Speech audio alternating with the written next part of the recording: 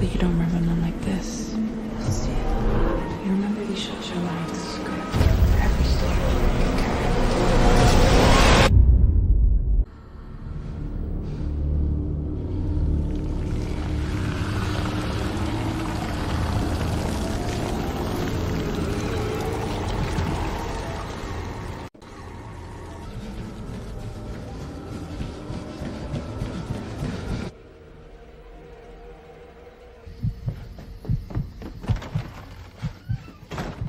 Welcome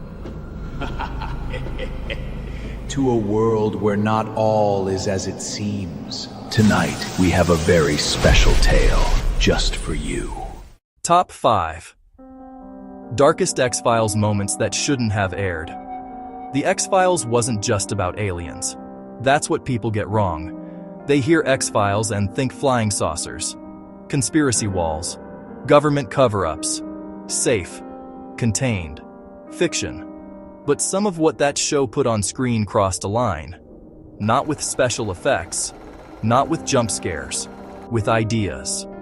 The kind that sit in the back of your brain long after the episode ends. And the closer you look at these 5 moments, the less fictional they feel. By number 1, you won't be thinking about aliens anymore. You'll be thinking about the people in the room.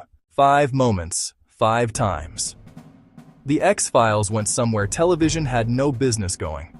We start unsettling. We end somewhere darker. Each entry builds on the last. Let's get into it. Number 5. The Abductions. Is this why we came out here, Mulder?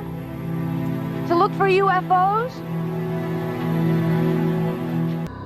Well, it can't be aircraft. Aircraft can't maneuver like that. How else could they be? At first, the abductions look like every UFO story you've heard. Bright lights, paralysis, missing time, easy to dismiss, easy to file under folklore. But here's what doesn't let go. The people who came back weren't just traumatized. They were different in quiet ways. They couldn't explain the missing time, not because they forgot, but because when they reached for the memory, it simply wasn't there, like a page removed from a book before they could read it. And when investigators looked for documentation, medical records, surveillance footage, witness accounts from the areas where these people vanished, there was nothing. Not destroyed, not redacted, just absent. Prepared in advance. Whatever took these people knew exactly which records to remove before anyone thought to look for them. That's not a spacecraft, that's a system. And once you're inside a system designed to make you disappear, you were already gone before you knew you were taken.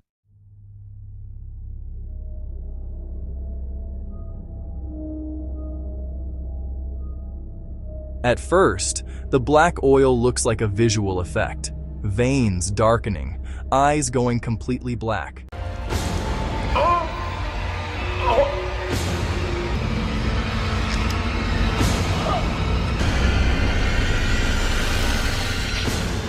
Creepy. Good television. But here's what actually happens to the host. They don't die. They don't lose consciousness. They're still in there. Still aware, still experiencing everything, except they have zero control over their own body. Their hands move, they walk, they speak, they interact with people around them, and they cannot stop any of it. They are a passenger, fully conscious, completely trapped, and nobody in the room with them knows, because their face still looks like their face. Their voice still sounds like their voice. The people who trust them most would look at them and see nothing wrong. That's the horror. Not the black eyes. The idea that the most complete takeover is the one that doesn't change the packaging at all. Because if you look the same on the outside, nobody comes looking. Number 3. Flukeman. At first, the creature in the sewers looks like a standard monster. Lives in the dark. Attacks from below. Not human. Classic horror. Something from somewhere else. But here's the truth. Flukeman is not alien. It is the direct biological result of Chernobyl. Human DNA, parasitic DNA, radiation, combined in contaminated water. And what crawled out of that combination ended up in New Jersey, in the sewer system, in the pipes nobody thinks about because they're underground and out of sight. Here's the part that makes it genuinely disturbing. It doesn't attack because it's evil. It attacks because it's following a biological life cycle that already exists in nature. It uses human bodies to continue its reproduction. Not out of cruelty, not out of choice. Because that's what its biology does. We built the reactor. We caused the disaster. The contaminated water traveled downstream through systems we constructed. And what came out at the other end was built entirely from what we put in. The monster didn't come from space. It came from what we left behind. And it's still down there, in the dark, doing exactly what biology was designed to do. 2. Eugene Tooms. At first, Eugene Tooms seems like a quiet young man. Yes. Your intent to lie to me about anything here today? No. Polite, cooperative, too calm in the interview room. Then you find out why. He's over 100 years old. First documented in 1903. Every 30 years he wakes up, takes 5 livers, builds a nest, goes back to sleep. He's done this cycle multiple times. Woke up through 2 world wars, the moon landing, the entire 20th century. And none of it touched him.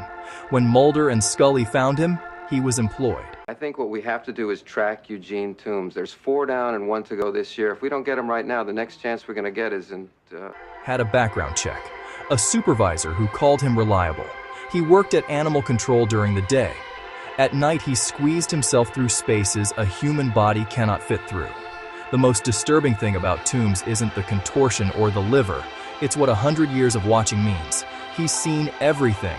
Every war, every tragedy, every moment history turned. From the outside, completely uninvested, woke up, fed, went back to sleep. The same hunger in 1993 that he had in 1903. He wasn't the monster. He was just what happens when appetite outlives everything else. 1. The experiments, the autopsies. This one is different from everything before it, because this one has documentation. Scully examines bodies showing evidence of medical procedures, precise, clinical, sophisticated, that are not in any medical record attached to them. The chart says nothing was done here. The body says something was done here. And whoever performed the procedures knew the body would be examined. They built the paperwork around the examination before it happened, because the paper always outlasts the body. Here's what makes this the darkest thing the show ever touched. The Tuskegee study ran for 40 years. Men with syphilis deliberately left untreated, told they were being cared for, so researchers could document what the disease did to an untreated human body. Operation Paperclip brought scientists who had performed experiments on concentration camp prisoners into the American research apparatus after World War II. Their data, obtained through procedures that never should have happened, was incorporated into American science. The X-Files called this an alien colonization program, but the show kept returning to the same image: cold room, clinical light. Listen, you listen to me, you son of a bitch. This man's name is Albert Hostine. You should remember that. Because if Agents Mulder and Scully come down with so much as a case of the flu, Albert is prepared to recite. People with clipboards, humans with faces, making choices, going home at the end of their shift. You didn't need an alien conspiracy to explain those files. Agenda. Human tests. Why was your file there, Scully? I don't know. There were current records on file. Yes, but of what, Mulder? Of abductions! Of abductees! You just needed people who decided the bodies on the table were data instead of human beings, with institutional structure to agree with them, and the right paperwork on their side. Mulder never finished exposing it, because the file at the end of the thread had a classification level, and the people who assigned that level were still clocking out every evening. The truth was out there, it just had the right paperwork around it. 5 moments. Abductions with no paper trail. A takeover that leaves your face intact. A creature we built ourselves. A man with 100 years of hunger. And a cold room full of people with clearances. None of it required a spaceship. All of it required people. Which one felt the most real to you? Drop it in the comments. Subscribe if you're new. Some things, once you see them, don't leave. You remember these shows, but you don't remember them like this, where childhood memories come back wrong, where episode hides a secret, and every story gets darker. Now sit back, turn the lights down, and step in the fifth, because once you see it, you can't unsee it.